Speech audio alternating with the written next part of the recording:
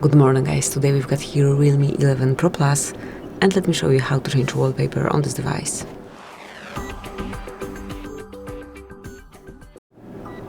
So at first open the settings, then find and select wallpapers and style, pick wallpapers and now just select the photo, the picture or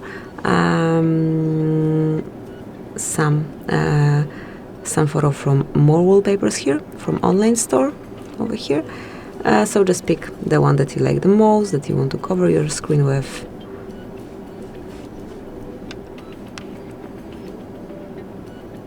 Let me go with this one maybe.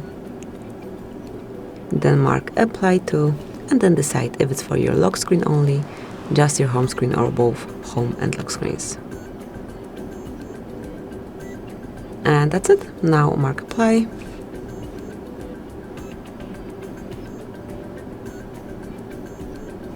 And as you can see from now on, it's on both your home and lock screen. Thank you for watching.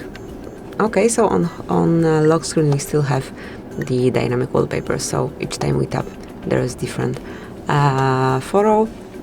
Now we've got ours, but you can change it in wallpaper settings as well. So that's it, that would be all.